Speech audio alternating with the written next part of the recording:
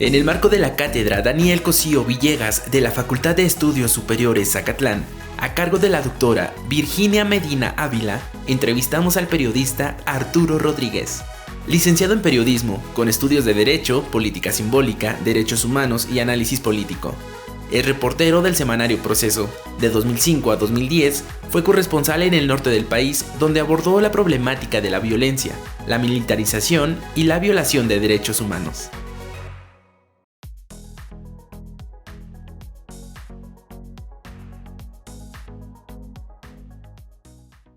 Creo que es un ejercicio más de comunicación política que tiende a fijar la agenda presidencial en la discusión pública. Naturalmente, pues el reto de los periodistas radica en efectivamente colocar asuntos de interés público desde una perspectiva periodística a fin de que se logre un ejercicio de transparencia, que no es en principio lo que ahí sucede.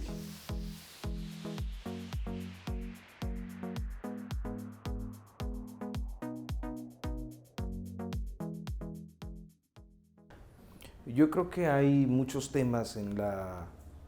dinámica nacional que tienen que ser abordados y que en muchos momentos quedan rebasados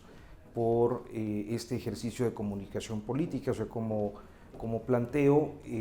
normalmente desde el poder, en este caso desde el poder presidencial, trata de imponerse una agenda de temas que al poder le interesa posicionar. Naturalmente hay muchos asuntos que son de interés público y que tienen que ser abordados con todo, y estos ejercicios matutinos que sin embargo posibilitan en ocasiones darle seguimiento y colocar en una dimensión más amplia aquellos temas que pues podrían quedar en otro contexto relegados.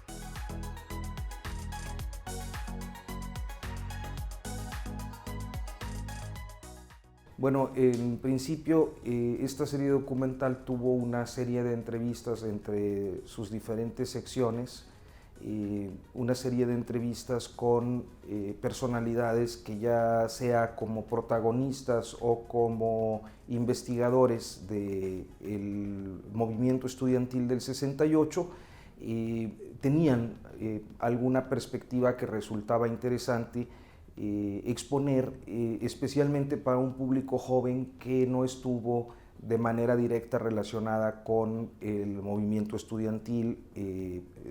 digamos en edad o generacionalmente. Estamos hablando de 50, casi 51 años de distancia, de tal suerte que quienes protagonizaron ese movimiento puede ser que hoy sean abuelitos o bisabuelitos de algunos jóvenes universitarios, por ejemplo. Entonces, en este intento de acercar un fenómeno político que marcó la historia contemporánea política de este país, hicimos esta serie de entrevistas que tradujimos primero pues, con una transcripción normal o convencional, y a partir de ahí una redacción periodística que facilitara la lectura y el orden de los acontecimientos que se expresaron en cada uno de los diálogos.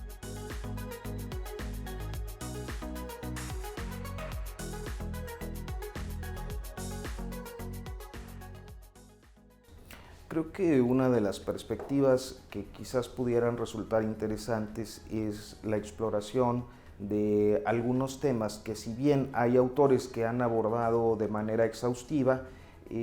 facilitan la comprensión del momento, no solo político, sino también cultural, ideológico, periodístico, de la relación con el poder, de la sociedad frente al poder o de la prensa frente al poder.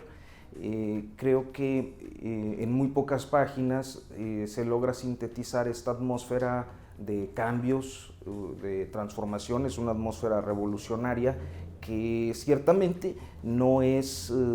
exhaustiva, pero sí permite a partir de estas entrevistas comprender el momento histórico en el que se gestó y se aplastó el movimiento estudiantil.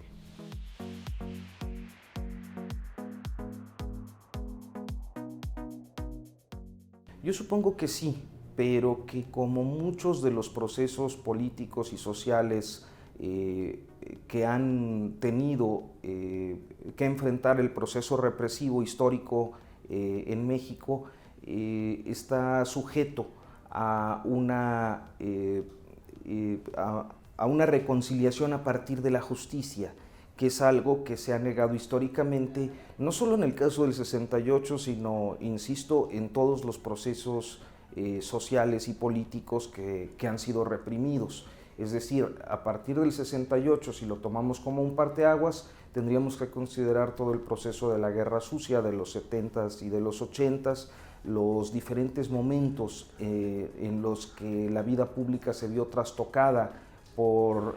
la imposición de los criterios desde el poder, y me referiría concretamente a casos sin justicia como el movimiento de Oaxaca en 2006, el de Atenco de 2006, el proceso de Luz y Fuerza del Centro más adelante, o de los mineros en Cananea, Sonora, y naturalmente de lo que ocurrió de manera muy particular a partir de 2012 con el regreso del PRI a la presidencia de la República, y todo un proceso represivo que se mantiene impune, sin verdad y sin justicia, con dos casos paradigmáticos, uno por desaparición y otro por ejecución extrajudicial, como lo son respectivamente Ayotzinapa y Nochixtlán.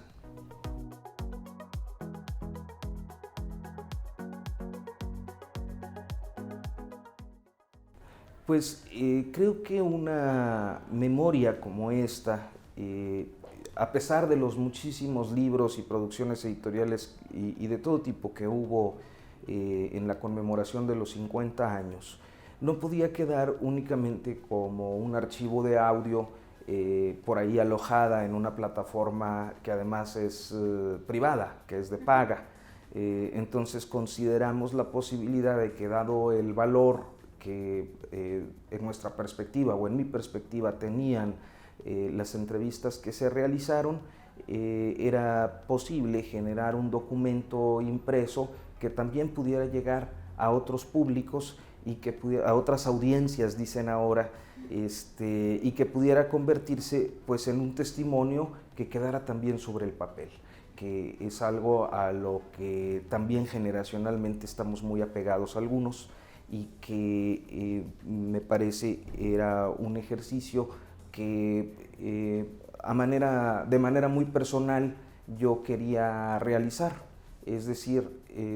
mi objetivo como periodista a través de 20 años de trabajo ha sido de manera persistente el autoritarismo y los procesos represivos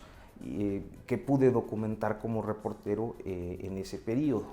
Pero naturalmente esto tiene asideros históricos, y uno de esos asideros históricos, de esos referentes indispensables, era el movimiento estudiantil. Yo quería hacer algo respecto al movimiento estudiantil, surgió el podcast, y bueno, pues como periodista, y además un periodista que ha estado más vinculado a lo impreso que a otras plataformas, creo que era un paso natural, si bien no proyectado en un inicio, de pues ampliar lo que originalmente fue esta idea.